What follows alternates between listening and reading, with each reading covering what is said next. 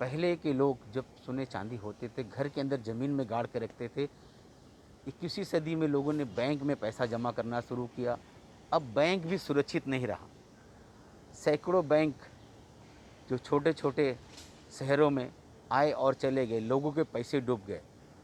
अब हाल ही में आरबीआई ने कई ऐसे बैंकों, जिन 15 से अधिक बैंकों के लाइसेंस रद्द कर दिए। 44 बैंक जो है अब उनकी कतार में हैं। हम एक विशेषज्ञ हैं जो बैंक के बारे में अच्छी जानकारी रखते हैं, उनसे जानना चाहेंगे क्या है पूरा मामला और लोगों ने पैसे कहाँ सुरक्षित रखना चाहिए, कैसे रखना चाहिए, उन्हीं से जानते हैं। सर, क्या कहना चाहेंगे, लोग किस तरह से पैसे रखें, क्योंकि अब घर में पैसा रखना ठीक नहीं होता है। मेरा पहला मानना है कि लोगों का पैसा सुरक्षित रहेगा नेशनलाइज बैंकों में, ये पहली बात। दूसरी बात, आज के तारीख में जो प्राइवेट सेक्टर बैंक है और जो कोऑपरेटिव बैंक्स हैं, जिसको हम मराठी में सहकारी बैंक कहते हैं, ये इस देश में करीब करीब 1400 है। 1400 में से ज़्यादा मतलब करीब करीब 600 ये महाराष्ट्र में है। हम ये देख रहे हैं कि पिछले 15 साल से करीब करीब 44 बैंक, 44 कोऑपरेटिव बैंक्स, इनके ऊपर रिजर्व बैंक ऑफ इंडिया ने अंडर सेक्शन 35 एक प्रशासक मतलब एडमिनिस्ट्रेटर लाके बिठाया है, क्योंकि इन बैंकों के जो डूबते हुए कर्जे है, इसके कारण वो बैंक डूब रहे हैं। बैंक कब डूबती है? जब उसका लाइसेंस रद्द होता है तब। जब बैंक डूबने की कगार पर आता है तो reserve bank of India section 35 में एक एडमिनिस्ट्रेटर लाके बिठाती है और सुधारने को कहती है। लेकिन ऐसा एक भी बैंक नहीं है अब तक कि ये सुधार आ गया है या उसको रिवाइव किया गया है। अब हम देखते हैं कि कोरोना कालखंड में इन 44 बैंकों में से करीब करीब 15 बैंकों का लाइसेंस रद्द हुआ है। मापसा अर्बन कोऑपरेटिव बैंक ये पहला, दूसरा सीकेपी अर्बन कोऑपरेटिव बैंक ये पिछले साल में अप्रैल महीने के 28 तारीख को इसका लाइसेंस रद्द हुआ। सीकेपी ये बहुत बड़ा नाम है बम्बई शहर में। अब आगे जाके आज की तारीख में एक शिवाजी राजे भोसले, ये एक पूना की पिंपरी की शायद मेरे ख्याल से एक छोटी कोऑपरेटिव सेक्टर की बैंक है, वो आज उसका लाइसेंस रद्द हुआ। अब मामला ये है कि लाइसेंस रद्द होने के बाद उनका जो लिक्विडेशन होता है वो आरबीआई ऑर्डर करती है, महाराष्ट्र सरकार की कोऑपरेटिव डिपार्टमेंट उसको ऑर्डर करती है और पैसा लोगों को लिक्विडेशन के बाद मिलेगा। कितना मिलेगा?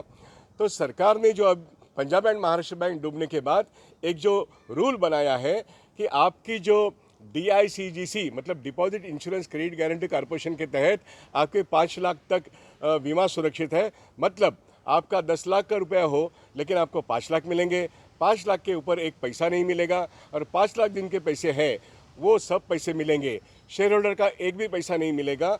इसका मतलब ये हुआ कि सारे शेयर होल्डर डूब गए, मिट्टी में गए। शेयर जो डिपॉजिटर है उनके लिए 5 लाख तक का मिलेगा और 5 लाख के ऊपर वालों के लिए उनका भी पैसा डूब गया।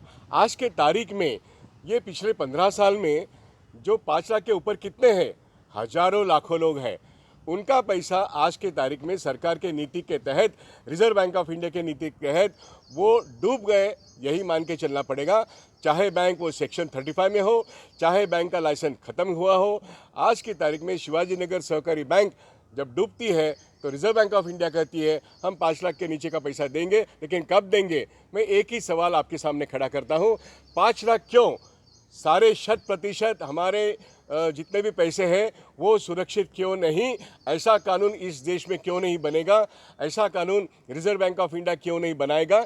ये हमारा सवाल जिनके जमा राशि बैंकों में है उनकी तरफ से हम पूछ रहे हैं। और एक लड़ाई हमने सीकेपी कोऑपरेटिव बैंक के जिनके डिपॉजिटर हैं इनकी तरफ से मुंबई के हाईकोर्ट में की और मुंबई के हाईकोर्ट में DICC को कहना पड़ा कि लिक्विडेशन किए बगैर हम लोगों को पैसा देंगे और लोगों को 43% लोगों को भी पैसा मिला है, लेकिन वो 5 लाख मिला है।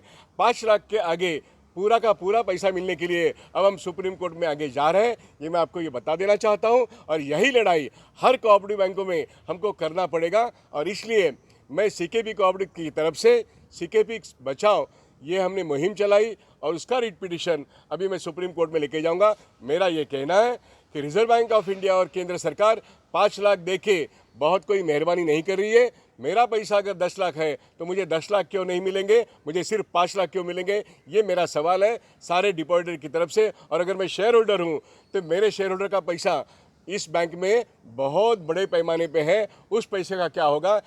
तो मैं उन दोनों की तरफ से ये सवाल इस देश के फाइनेंस मिनिस्टर को कर रहा हूँ, इस देश के रिजर्व बैंक के गवर्नर को कर रहा हूँ। और आज के तारीख में 44 बैंक आज नहीं तो कल वो भी ख़त्म हो जाएंगे। और मेरा डर है कि जितने सारे 44 बैंक आज एडमिनिस्ट्रेटर वहाँ पर हैं, वो सारे के सारे बैंक कोऑपरेटिव से निकल के निजी बैंक बनेंगे। ये आरबीआई की पॉलिसी है। आरबीआई को सारे कोऑपरेटिव बैंकों को श्रिंक करना है, उनका दायरा कम करना है, उनकी संख्या कम करनी है और बाद में निजीकरण के राह पर उनको ढकेल देना है। ये बहुत ही गलत पॉलिसी कोऑपरेटिव सिस्टम के लिए है और इसलिए हम चाहते हैं कोऑपरेटिव सिस्टम जिंदा रहे, कोऑपरेटिव बैंक जिंदा रहे और जिनकी पूंजी इस कोऑपरेटिव बैंक में है वो बैंक अच्छे बनाने के लिए सरकार के ऊपर दबाव रखे।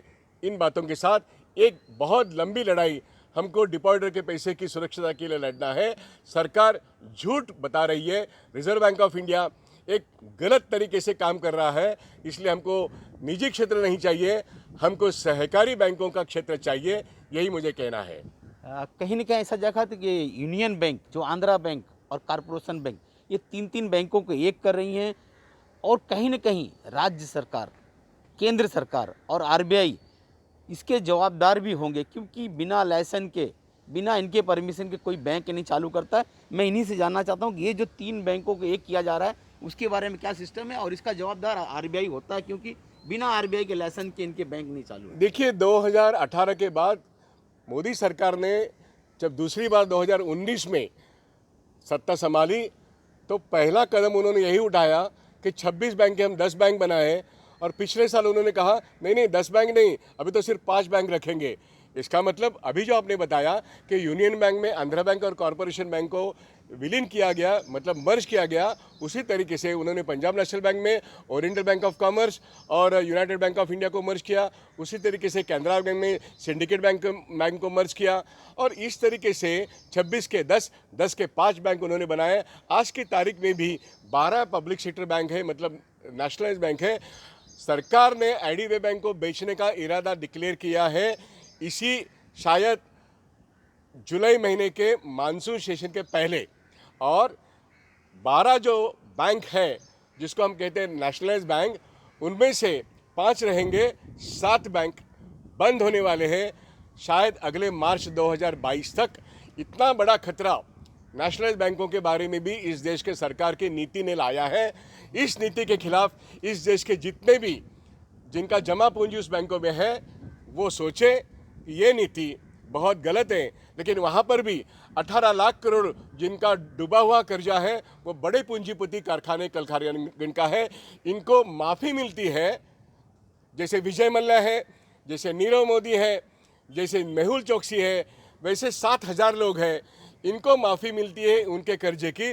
लेकिन आम आदमी का पैसा जो बड़े बैंकों में है, जो सुरक्षित था कल तक, अभी आपने जो बताया पिछले 2 साल से ये बड़े नेशनलाइज बैंक भी अभी अनसेफ, इनसिक्योर सभी ढंग से हो गए। इस देश की अर्थव्यवस्था को इस नीति के कारण बहुत बड़ा नुकसान उठाना पड़ेगा। आज की जो जीडीपी नीचे लुढ़क गई है और वो आज की तारीख में 7.3 माइनस हो गया है, इसका कारण बैंकों से कर्जा नहीं उठा गया और बैंकों से जो कर्जा उठाया गया वो वापस नहीं आया, इसलिए अर्थव्यवस्था डूब रही है। इसलिए सरकार की नीति को बदलना चाहिए, नहीं तो सरकार को ही बदलना चाहिए। कहीं न कहीं सरकार को ही बदलना चाहिए। अगर ये नीति नहीं बदलते हैं तो सरकार को बदलना चाहिए। आम आदमी अब पैसा बैंक में जमा करने से पहले 100 बार सोच ले कि उसके पैसे कहाँ सुरक्षित रहेंगे। थानेश अशोक गुप्ता की रिपोर्ट।